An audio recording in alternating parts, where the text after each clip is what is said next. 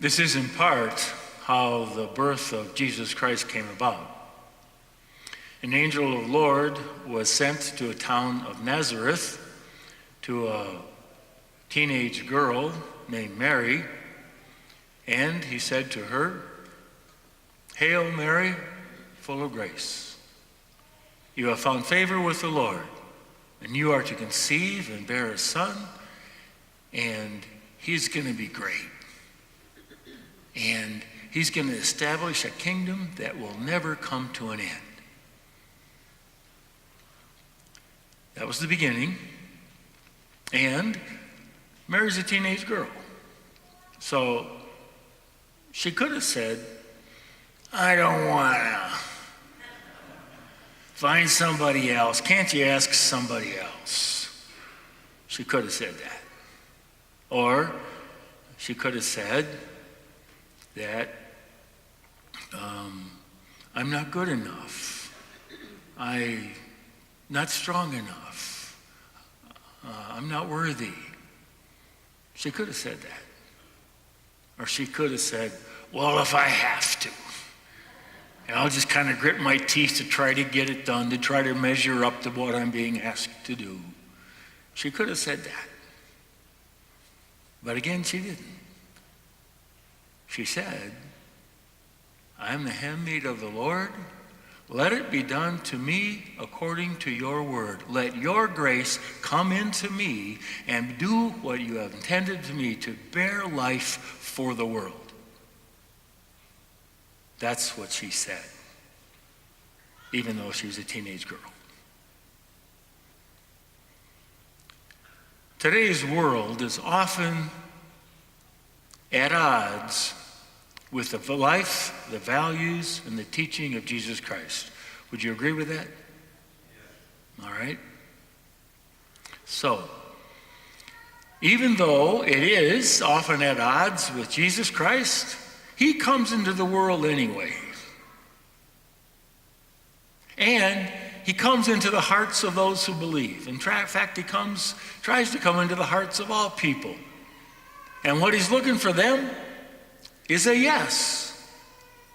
What he's looking for us is a yes, that I accept you into my life. But like any teenager, we could say, "I don't want to. Find somebody else." And if we're going to be honest, I'm sure each of us will have to say, "Well, sometimes I do that. I know what it's right, but I don't want to. I got other plans. Find somebody else." We do say that sometimes. I hope it's rare, but it happens. Or we could say, and I don't think that I am worthy. I'm not strong enough, not smart enough, and I have low self-esteem. And sometimes we do, don't we? I'm not worthy. I'm not good enough. And we also could say, "Well, if I have to, I'll do it. I'll grit my teeth. I'll clench my fists. I'll be a white-knuckled Christian and just try to measure up on my own." We could do that. And if we're going to be honest, we would have to say, sometimes we do that. Think that we're going to measure up on our own, just gritting our teeth, trying to get it done. Instead, what Jesus wants from us is a yes. Let your will be done. Let it be done in me according to your word. Let me be one who today brings Christ into the world. Mary had a very, very special and unique way to do that. And each of us also has a way to do that in the world on a daily basis. Not I don't wanna, but yes, I recognize that I am called to do that, to be a messenger of good news in this world today, in real practical kinds of ways. Like you're at the store, and you get up to the cashier, and you can tell the cashier is just having a hard day, and maybe the person in front of you helped them have a hard day. So you could say, how soon before you get off? A couple hours yet. I said, well, I'm going to say a prayer for you and take a deep breath. Could say that. Or we could say something to someone who has offended us, and they say, I forgive you, I love you, let's move on. We could say that. Or we could do a generous act or a kind act for somebody else who obviously needs some help. And as long as our eyes are open, we're going to see that there are people we run into who need some help. A kind act, a generous gesture, something.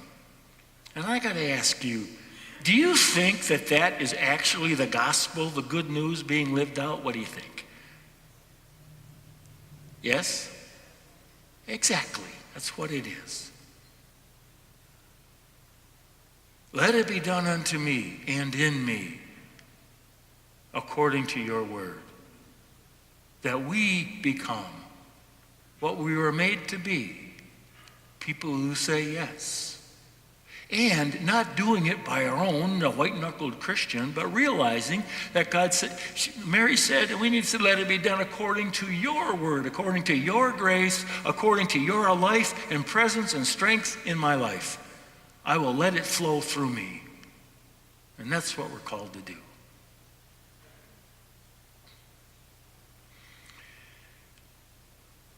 In just a few hours, we're going to celebrate the first coming of Christ into the world. Nothing can stop us from making his presence known through us.